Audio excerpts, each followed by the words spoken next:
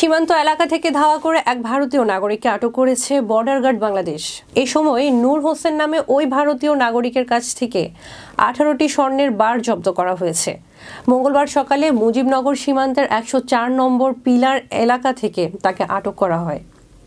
তিনি ভারতের নদিয়া জেলার হৃদয়পুর গ্রামের মৃত সোনাই শেখের ছেলে। 6 বিজিবি ব্যাটালিয়নের অধিনায়ক লেফটেন্যান্ট কর্নেল সাইদ মোহাম্মদ জাহিদুর রহমান জানান, গোপন সংবাদের ভিত্তিতে মুজিবনগর বিওপি বিজিবির একটি ফোর্স 104 নম্বর পিলারের কাছে অবস্থান নেয়। এ সময় ভারতীয় ওই নাগরিক বাংলাদেশে প্রবেশের চেষ্টা করে।